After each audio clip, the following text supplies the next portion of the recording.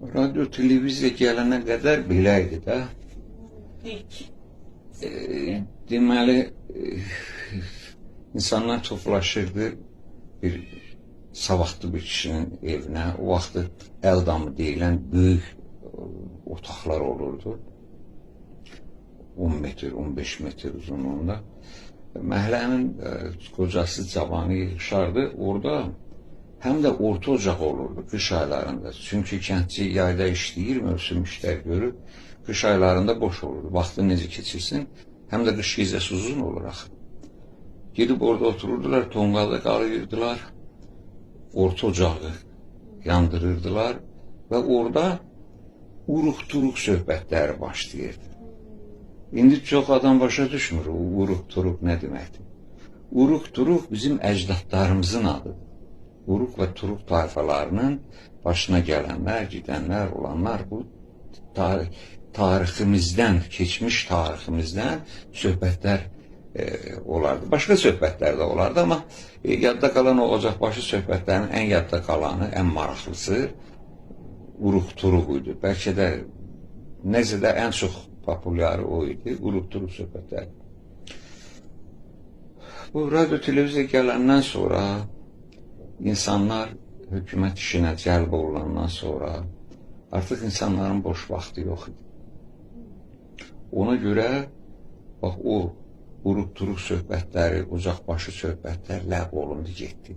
Kitab, dəftər çıxdı, televiziya çıxdı, radyo çıxdı və biz tariximizi tamam unutduq. Kitablarımız onsuz da az idi, ancaq savadlılar yazıb pozurdu və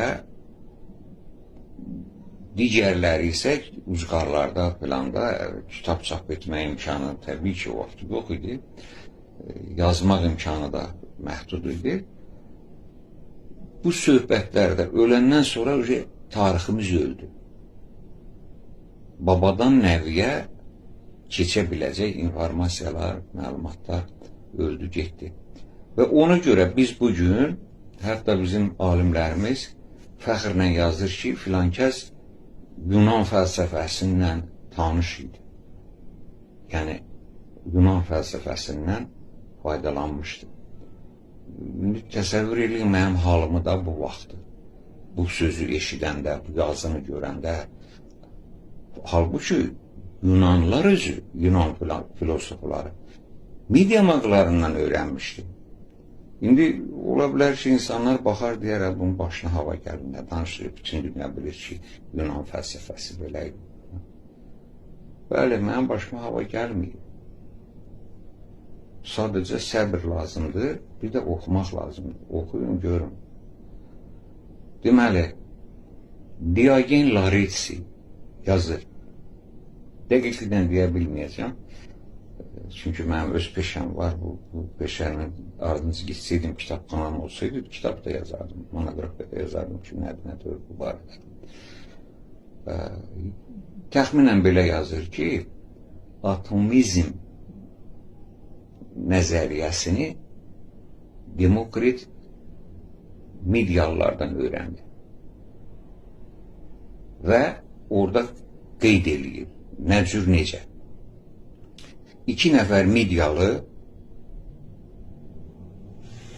Yunanistanda hansısa bir varlının, imkanlının övladına dərs keçir. Yunanistandan, Yunan mediadan müəllim cəlb eləyib, 2 nəfər müəllim evladına elm öyrətdirir.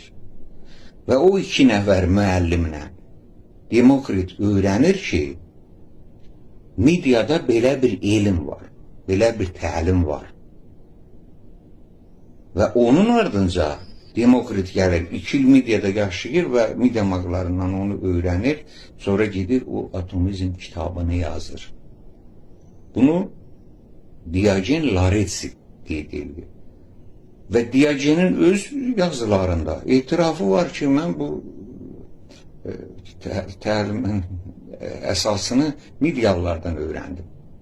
İndi gəlin, baxaq görək, biz niyə fəxr eləməliyik ki, gedib Yunanistandan fəlsəfə öyrənib gəlmişik. İndi deyə bilərsə, bir dənə Demokrit gəlib deyə, o deməkdirmi ki, bu buradan öyrənir? Tək bundan bitmir. Əgər bir ortada bir elm varsa, bir təlim varsa, adı da fəlsəfədirsə, gəlib təhlil eləyək bu fəlsəfə sözünün özü nədir? Filosofika. Yunan dilindən filo sevən deməkdir. Sofika da bir elmin adıdır. Sofikanı sevənlər, yaxud Sofiyanı sevənlər. Bəs Sofika nədir? Sofika üçün tərcümədə yazırlar ki, müdriklik deməkdir. Müdriklik. Unuttum, indi onu tapıb. Vacib deyil də, indi istəyən maraqlansın, görsün onlarda bilgilər toplusu, savad nə deməkdir Yunan dilində. Mən unuttum, 5 hərfli bir sözdür, bilirdim, indi yadımdan çıxdı. Yəni, müdriklik, Sofika müdriklik. Bunların axı müdriklik, savad, bilgilər toplusu mənasını verən sözləri var idi. Bəs bu Sofika nəyə lazım idi? Çünki bu savad, bilgi, bu ümumi anlayışlar idi. Amma maqların gedib orada, küçə və meydanlarda, toplum qarşısında danışdıqları təlim fərqli bir şey idi. Yəni, xüsusi bir şey idi. Bir var insanın bilgisi ola, tarix sahəsində, riyaziyyat sahəsində, əmnə sahəsində çoxlu bilgisi ola, insan çox bilgili bir adam ola. Bunun üçün onların öz sözləri var idi. Amma Sofika artıq burada xüsusi bir şeydir. Yəni, bu mediaların gətirdiyi həmən elmdir, həmən təlimdir. Və Sofika hardan gəldi? Sufi sözündən. Sufi sözü nə sözdür? İndi Sufinin etimologiyasına nəzər yetirək, hardan yaranır? Dilimizdə saf sözü var. Saf təmiz deməkdir. Saf çürük eləmək var. Sofu sözü var. İndi ləhcədə sofu deyirlər. Ola bilsin ki, hansısa regionda, məsələn, biz tərəfdə sofu deyirlər. Başqa yerdə ola bilsin sufi deyirlər. Və sufi sözü də var. Yəni, ədəbi aləmdə, elm aləmində sufilər deyilən bir dəstə var. Sofu sözü o adama deyirlər ki, məsələn, gəlir, hər şeyin təmizliyini istəyir, əlini 10 dəfə savunlayır, qabı az qala mikroskopla baxır. Bu adamlara sofu adamlar deyirlər. Sofu nədir? İncəliyinə gedən, araşdıran, heçə-peçəsinə yetən. Deməli, bu heçə-peçəsinə yetənlərə sufi dedilər. Və onların artıq təlimi zaman keçdikcə sufizm adlandı. Əgər biz fəlsəfəni Yunandan öyrənirdiksə, sufizm niyə deyirdik? Filosofizm deyərdik də. Çünki artıq o fəlsəfə kimi gəlib çıxıb bizə, fəlsəfizm deyərdik də, biz sufizm deyirik. Sufi hal-hazırda sufizm İslamda bir cərəyan kimi tanınır. Bütün dünyada belə tanınır ki, İslamda dini cərəyandır. Və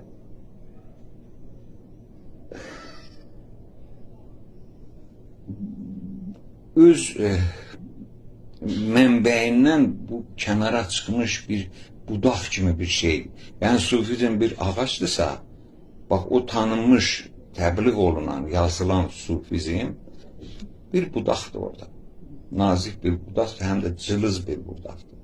Ancaq o sufizm təliminin əxlaqi, mənəvi tərəfini tədqiq edirlər və onun da çoxlu böyük xadimləri olub, kitablar yazıblar.